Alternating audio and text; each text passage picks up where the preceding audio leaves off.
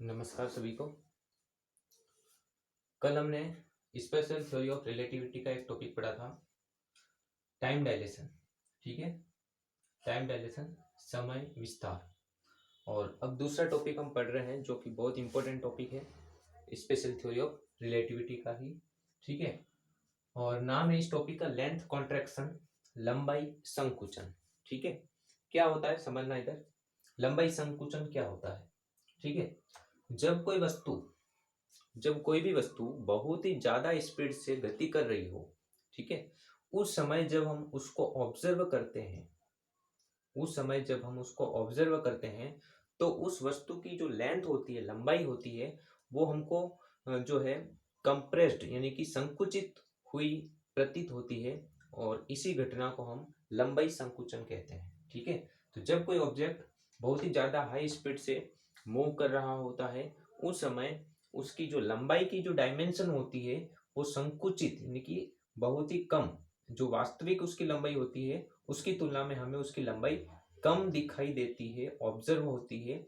इसी को हम लंबाई संकुचन कहते हैं। ठीक है, तो इसकी डेफिनेशन क्या है कि गतिशील वस्तु की लंबाई जो है वो संकुचित प्रतीत होती है, इसे ही हम लंबाई संकुचन कहते हैं। ठीक है, या फिर हम बोल सकते हैं मूविंग ऑब्जेक्ट आर शॉर्टेंड। ठीक है, we call this length contraction. जो मूविंग ऑब्जेक्ट होता है वो शॉर्टेंड मतलब उसकी जो साइज है वो छोटी हमको जो है हो जाती है या छोटी प्रतीत होती है, इसे हम लेंथ कॉन्ट्रैक्शन कहते हैं। ठीक है, जैसे कि इधर देखना, जैसे कि ये कोई रोड है, ठीक है, ये कोई छड़ है, ठीक है, हाँ, x1 x2 इसका नाम दे दिया हमने। और इसकी जो वास्तविक लंबाई है, अभी हम इसको ऑब्जर्व कर रहे हैं। ठीक है, हम यहाँ पे है, सरफेस के ऊपर है हम। ठीक है, और हम जो है इसको ऑब्जर्व कर रहे हैं। ठीक है, तो उस समय हमको इसकी लेंथ जो है वो जो है प्रतीत हो रही है L0, इसकी वास्तविक लंबाई है। ये क्या है? इसकी वास्तविक लंबाई है। ठीक है, हम इसको ऑब्जर्व कर रहे हैं सरफेस से, और ये जो रोड है वो भी रेस्ट में पड़ी हुई है। इसकी लेंथ हमने मापी, वो L0 है। कितनी है? L0 नाम दे दिया। अब यदि ये जो लेंथ, ये जो रोड है वो गतिशील हो जाए, ठीक है, गति करने लग जाए, ठीक है, गति करने लग जाए किसी वेलोसिटी से, जैसे कि मान लिया v वेलोसिटी से गति कर रही है, ठीक है, तो उस समय हमको इसकी जो लेंथ जो प्रतीत होगी वो पहले वाले की तुलना में कम प्रतीत होगी। ठीक है, L0 पहले थी, अब हमको कुछ छोटी जो है लेंथ हमको इस ऑब्जर्व हो रही है, नाम दे दिया हमने इसको L। ठीक है, जब ये मूव कर रही है, गति कर रही है किसी स्पीड v से, तो उस समय हम इसको ऑब्जर्व कर रहे हैं, तो पहले की तुलना में हमको इसकी लंबाई छोटी दिखती है। ठीक है, इसी को हम लेंथ कॉन्ट्रैक्शन कहते हैं। गतिशील वस्तु की लंबाई का छोटा प्रतीत होना ही लेंथ कॉन्ट्रैक्शन, लंबाई संकुचन कहलाता है।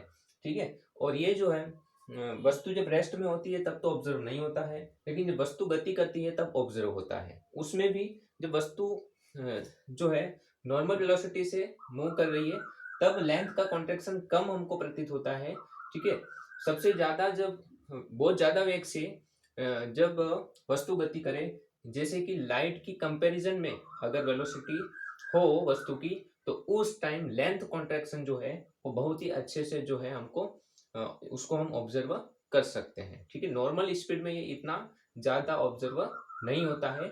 जब वस्तु की जो गति है बहुत ज्यादा हाई हो, ठीक है, लाइट की स्पीड सी के कंपैरिजन में हो, उसका जो है 20% भी हो, 10% भी हो, 30% हो, 50% हो, ठीक है, तो उस समय जो है हमको वस्तु की जो लंबाई है उसमें संकुचन अच्छे से ऑब्जर्व होता है। ठीक है, तो इधर देखना, यहाँ पे हम एक डेरिवेशन करेंगे। ठीक है, उसका रिजल्ट में डायरेक्ट एक बार लिख के बता रहा हूँ तुम्हें कि लेंथ का कॉन्ट्रैक्शन कैसे हो रहा है। ठीक है, तो हम ऑब्जर्व कर रहे हैं, ये हमारा फ्रेम ऑफ रेफरेंस हो गया, रेस्ट का फ्रेम ऑफ रेफरेंस हो गया, ऑब्जेक्ट भी रेस्ट में है। अभी इसकी वास्तविक लंबाई L0 है, जब ये गति करेगी तब उसकी लंबाई हमको L प्रतीत हो रही है।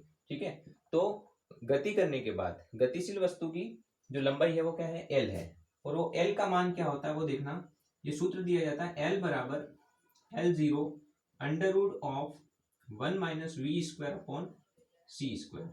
ये फॉर्मूला दिया जाता है ये संकुचित लंबाई का सूत्र है। किसका सूत्र है? संकुचित लंबाई का सूत्र। ठीक है, जो नई लंबाई हो गई संकुचित जो हमको प्रतीत हो रही है वो ये होती है L0 √1 - v²/c²। अब देखना v वेलोसिटी है ऑब्जेक्ट की, c तो लाइट की स्पीड है, 1 में से ये माइनस करेंगे तो ये 1 से छोटा आएगा, फिर रूट करेंगे तो स्वाभाविक बात है 1 से छोटा आएगा, पॉइंट में आएगा, 0.00 ऐसा कुछ भी हो सकता है, आगे आएगा कुछ। तो ये जो है वैल्यू जो है वो पॉइंट के अंदर है। जैसे मान लो ये कुछ ऐसा आ रहा है 0.002, ठीक है, और इंटू L0 करेंगे तो ये मान क्या हो जाएगा? जैसे कि मान लो ये 0.01 है, 0.01 आ रहा है, ठीक है, और L0 से मल्टीप्लाई करेंगे तो कितना हो जाएगा? 0.0 L हो जाएगा, 0.01 टाइम्स ऑफ L0 हो जाएगा। ठीक है, जैसे कि फॉर एग्जाम्पल इधर देखना, यदि L0 का मान, इधर देखना, इफ L0 इज 1000 सेंटीमीटर, ठीक है, 1000 सेंटीमीटर 1000 सेंटीमीटर है या फिर 1000 मीटर है, ठीक है, तो उस टाइम L का मान क्या प्राप्त होगा? 0.01 इंटू 1000, ठीक है, तो कितना मिल जाएगा हमको? 2 जीरो हट गए तो ये कितना मिल जाएगा? 10 मीटर मिल जाएगा। कितना मिल जाएगा? 10 मीटर। देखो ये हो गया लेंथ कॉन्ट्रैक्शन। वास्तविक लंबाई कितनी है? 1000 मीटर, मतलब 1 किलोमीटर है। कितना है? 1 किलोमीटर। और जो अभी जो हमको ऑब्जर्व हो रही है वस्तु की लंबाई वो कितनी आ रही है? 10 मीटर, सिर्फ 10 मीटर, ठीक है, सिर्फ 10 मीटर, मतलब ये हो गया 0 पॉइंट, अगर इसको किलोमीटर में बदले अगर हम तो 0.01 किलोमीटर, ठीक है, 100 मीटर भी नहीं आ रहा है। तो लेंथ का क्या हो गया? कॉन्ट्रैक्शन हो गया। हमको जो ऑब्जर्व हो रही है लेंथ वो बहुत ही छोटी ऑब्जर्व होती है, इसी को हम लेंथ कॉन्ट्रैक्शन कहते हैं, और इस फॉर्मूले से हम इसको फाइंड आउट करते हैं। ये संकुचित लंबाई है, ये वास्तविक लंबाई है, √1 माइनस वेलोसिटी ऑफ ऑब्जेक्ट का स्क्वायर अपॉन c², ठीक है। तो इस फॉर्मूले से हमें पता चल रहा है ये 1 से छोटा होगा, मल्टीप्लाई होगा L0 से, तो ये टोटल वैल्यू जो है वो 1 से छोटी हमको मिलने वाली, L0 से छोटी मिलने वाली है, मतलब लेंथ का क्या हो रहा है? कॉन्ट्रैक्शन हो रहा है। तो ये जो है लेंथ कॉन्ट्रैक्शन का फॉर्मूला हमें अभी डेराइव करने वाले हैं, ठीक है।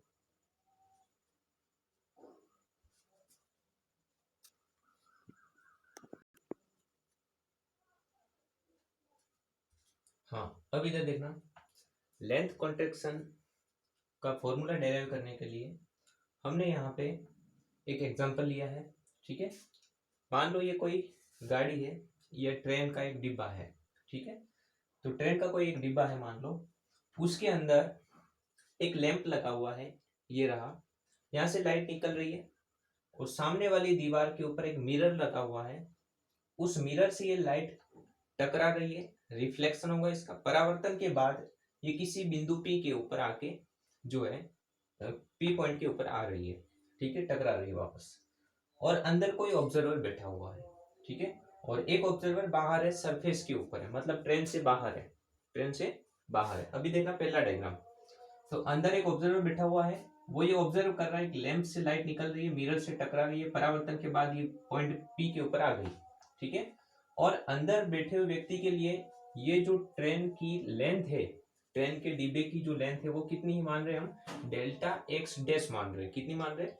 डेल्टा एक्स डैश मान ली हमने, ठीक है। अब बाहर बैठा हुआ व्यक्ति जब इस घटना को देखता है तो उसके लिए ये जो अंदर हो रही घटना है, लाइट का यहाँ पे टकराना, रिफ्लेक्ट होकर वापस P पॉइंट के ऊपर आना, ये कुछ अलग उसको फील होगा, ठीक है। क्योंकि अंदर वाले के लिए तो ऐसा लगेगा कि वो बिल्कुल रेस्ट में है, ऐसा लगेगा, ठीक है, बिल्कुल। अगर ये डिब्बा पैक है, अंदर बैठा है, तो उसको पता नहीं चलेगा कि वो गति कर रहा है। जब वो खिड़की खोल के देखता है, बाहर देखता है कि जो पेड़ पौधे हैं वो विपरीत दिशा में जा रहे हैं, तब उसको पता चलता है कि वो किसी के रेस्पेक्ट में अभी गतिशील है, ठीक है। बाकी तो पूरा पैक होता है तो हमको पता नहीं चलता है कि हम गति कर रहे हैं, ठीक है। तो अब देखना इधर, अब बाहर वाले व्यक्ति के लिए ये जो लेंथ है, ट्रेन की डिब्बे की लेंथ है, वो थोड़ी शॉर्ट जो है उसको प्रतीत होगी, कुछ संकुचित प्रतीत होगी। मान लेते हैं उसके लिए जो, इसके लिए जो लेंथ है वो डेल्टा एक्स है, इसके लिए लेंथ कितनी इसको प्रतीत हो रही है? Delta x. और अंदर बैठे व्यक्ति के लिए ये ट्रेन की जो लेंथ है डिब्बे की वो कितनी है? Delta x dash. तो लेंथ कॉन्ट्रैक्शन के जो डेफिनेशन है और जो प्रिंसिपल है उसके अकॉर्डिंग ये डेल्टा एक्स का मान डेल्टा एक्स डे से कम होना चाहिए, लेंथ का कॉन्ट्रैक्शन इसको दिखना चाहिए बाहर वाले व्यक्ति को, ठीक है। तो वही हम वेरीफाई करना चाहते हैं। अब देखना क्या होता है, कुछ टाइम के बाद, ठीक है, डेल्टा T1 टाइम के बाद ये ट्रेन थोड़ी सी आगे चली जाएगी, आगे चली जाएगी। मान लिया हमने ये इतनी आगे चली गई, इतना आगे निकल गई, उसने डिस्टेंस कितनी तक कवर कर ली, यहां से लगाकर यहां तक, जिसको हम बोल देंगे v इंटू डेल्टा T1, ठीक है। क्योंकि ट्रेन जो है वो v वेलोसिटी से मूव कर रही है, तो डिस्टेंस इज इक्वल टू क्या हो जाएगा, वेलोसिटी इंटू टाइम, टाइम कितना, डेल्टा T1। तो डेल्टा T1 टाइम में इतनी आगे शिफ्ट हो गई ट्रेन, ठीक है। उसके बाद अगले फिर डेल्टा T2 टाइम, अगले डेल्टा T2 टाइम में ये थोड़ी और आगे शिफ्ट हो गई, v इंटू डेल्टा T, इतनी आगे चली गई। अब देखना इधर, तो बाहर जो व्यक्ति है वो जब इस लाइट को ऑब्जर्व कर रहा है, यहाँ पे रिफ्लेक्ट होके यहाँ पे आ रही है, तो उसको कुछ ऐसा दिखेगा, यहाँ पे उसको दिखेगा कि जो लाइट यहाँ से निकली, तो अब उसके लिए लेंथ ये बढ़ जाएगी, लाइट के द्वारा कवर की गई जो डिस्टेंस है वो बढ़ जाएगी। क्यों? क्योंकि ट्रेन थोड़ी आगे चली गई, तो यहाँ से जो लाइट निकली थी वो उसको अब यहाँ तक आना पड़ेगा, ठीक है। उसके बाद ये यहाँ पे रिफ्लेक्ट होगी, मिरर है ये, ठीक है, रिफ्लेक्ट होगी। अब रिफ्लेक्ट होकर वापस आएगी परावर्तित होकर, तो उस दौरान भी डेल्टा T2 टाइम में ट्रेन थोड़ी और आगे शिफ्ट हो जाएगी, तो ये जो लाइट है, ठीक है, ये बिंदु P जो है वो थोड़ा आगे शिफ्ट हो जाएगा और यहाँ पे आ जाएगा। तो उस समय उसको कम दूरी तय करनी पड़ेगी लाइट को, ठीक है। तो यहाँ M बिंदु मिरर तक आने के लिए उसको इतनी दूरी तय करनी पड़ रही है, और फिर बिंदु P तक आने के लिए इतनी दूरी तय करनी पड़ रही है। ये कौन ऑब्जर्व करता है? बाहर वाला व्यक्ति, ठीक है, मतलब जो धरातल के ऊपर जो ऑब्जर्वर है वो ये ऑब्जर्व कर रहा है, ठीक है। और इसके लिए जो ट्रेन की लेंथ उसको जो प्रति दूरी वो कितनी है, डेल्टा एक्स है, ठीक है। अब देखना इधर, तो अब हम फॉर्मूला डेराइव कर रहे हैं, ठीक है। इधर देखना, तो ट्रेन में बैठे व्यक्ति के लिए, ट्रेन में बैठे हुए व्यक्ति के लिए जो प्रकाश है, प्रकाश द्वारा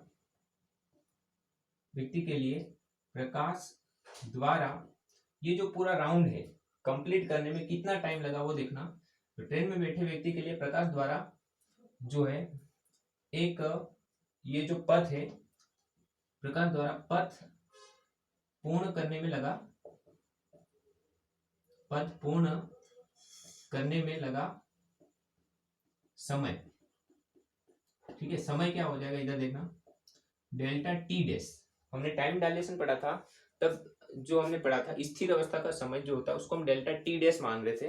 तो यहाँ पे अंदर जो बैठा व्यक्ति है उसके लिए ये जो फ्रेम ऑफ रेफरेंस है वो रेस्ट की तरह होता है, क्योंकि अंदर बैठे हुए व्यक्ति के लिए ऐसा उसको प्रतीत होता है कि सब कुछ रेस्ट में है, तो हम उसके लिए टाइम मान रहे delta T dash is equal to, अब देखना इधर क्या हो जाएगा, time is equal to distance upon velocity, ठीक है। डिस्टेंस कितनी उसने कवर की, यहां से यहाँ पे गया डेल्टा एक्स डैश प्लस वापस लौट के आया, तो फिर डेल्टा एक्स डैश, तो कितना हो गया टोटल 2 डेल्टा एक्स डैश, ठीक है, अपॉन वेलोसिटी, लाइट की वेलोसिटी क्या होती है c, इसको हमने नाम दे दिया इक्वेशन नंबर फर्स्ट। तो जो अंदर बैठा हुआ व्यक्ति है उसके लिए टाइम कितना हो गया, delta T dash is equal to 2 times of delta x dash upon c। अभी हम टाइम निकाल रहे हैं, उसी से हमको x, डेल्टा x और डेल्टा x डैश में रिलेशन मिल जाएगा, ठीक है। अब देखना दूसरा पॉइंट, बाहर खड़े किसी प्रेक्षक ऑब्जर्वर के लिए प्रकाश द्वारा पथ को पूर्ण करने में लगा समय क्या होगा देखना इधर, नाम दे दिया हमने इसको delta T is equal to, ये दो टाइम का सम है। एक तो टाइम यहां से जब लाइट मिरर तक पहुंच रही है, एक ये टाइम है, दूसरा मिरर से वापस P पॉइंट तक पहुंच रही है वो टाइम है। दो अलग अलग यहाँ पे सिचुएशन है, यहाँ पे इसको जो है ज्यादा डिस्टेंस कवर करनी पड़ रही है ऐसा फील इसको ऑब्जर्व हो रहा है, और यहाँ से यहाँ तक कम डिस्टेंस ऑब्जर्व हो रही है, ठीक है। तो हमने नाम दे दिया delta T1 plus delta T2, ठीक है। तो जब लाइट यहाँ तक मिरर तक आती है डेल्टा T1 टाइम लगता है, उस टाइम जो ट्रेन है वो थोड़ी इतनी आगे शिफ्ट हो जाती है, तो डिस्टेंस हो जाती है v डेल्टा T1। वापस जब ये लाइट लौटती है यहाँ तक आती है तब डेल्टा T2 टाइम लग रहा है, और उस टाइम ट्रेन थोड़ी और आगे चली जाती है और ये इतने डिस्टेंस कवर करती है v into delta T two. ठीक है, अब हमको क्या करना है, डेल्टा टी वन और डेल्टा टी टू का मान निकाल के यहाँ पे इक्वेशन में रख देना है। ठीक है, तो इधर देखना, यहाँ पे डेल्टा टी वन क्या है, इस लाइट को मिरर तक जाने में लगा समय। ठीक है, तो हम यहाँ पे लिख रहे हैं कि प्रकाश को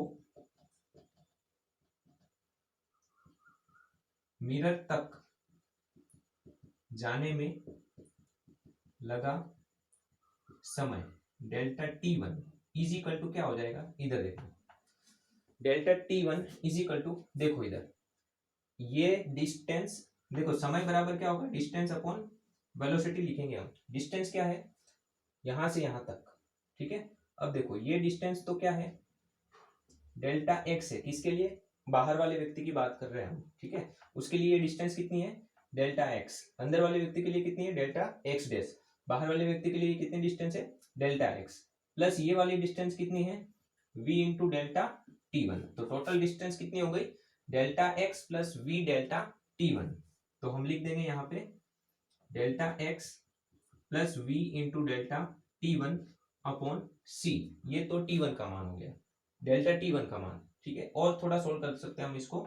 देखो c को ऊपर भेजा तो c into delta T one is equal to delta x plus v into delta T one. ठीक है, इसको सोल्व करो, इसको इधर ले आओ, तो डेल्टा टी वन यहाँ से और इसमें से कॉमन आएगा तो यहाँ से क्या बचेगा c, और ये पूरा इधर आएगा तो ये क्या हो जाएगा माइनस का v is equal to delta x. ठीक है, तो यहाँ से हमको डेल्टा टी वन का मान मिल गया delta x upon c minus v. ये हमको एक डेल्टा टी वन का मान मिल गया। ठीक है, इसी प्रकार से प्रकाश को लौटने में लगा समय, लौटने में, वापस रिटर्न होने में, यहां से यहां तक आने में लगा समय। ठीक है, वापस लौटने में लगा समय, ये जाने में लगा समय। ठीक है, और वो समय क्या है, डेल्टा टी टू माना है उसको हमने। ठीक है, तो वो क्या हो जाएगा, अब देखो जब वो वापस लौट रहा है तो इसको इतनी डिस्टेंस कवर करनी पड़ रही है। ठीक है, इतनी देख लो इधर, इतनी। ठीक है, अब देखना इधर, तो ये डिस्टेंस कितनी है, यहां से समझना, ये वाली डिस्टेंस देख लेना, यहाँ पे यहां से लगाकर यहां तक इतनी डिस्टेंस है। अब देखो ये पूरी ट्रेन की लेंथ है, यहाँ पर देखो जब आगे शिफ्ट हो गई ट्रेन, ठीक है, तो यहां से लगाकर यहां तक की लेंथ कितनी है, डेल्टा एक्स।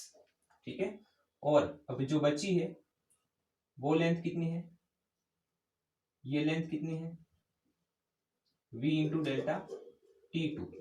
ठीक है, और हमें कौन सी ज्ञात करनी है, ये वाली m से p तक की लेंथ।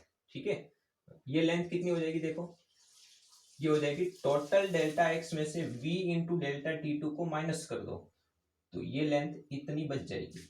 ठीक है, ये टोटल जो है वो क्या है, टोटल डेल्टा एक्स है, उसमें से ये माइनस कर देंगे तो ये वाली बच जाएगी और यही हमको चाहिए। ठीक है, तो हम लिख देंगे डिस्टेंस हो जाएगी delta x minus we into delta T two time लग रहा है यहाँ पे ट्रेन को इतना आगे शिफ्ट होने में, अपॉन नीचे सी लिख दिया हमने।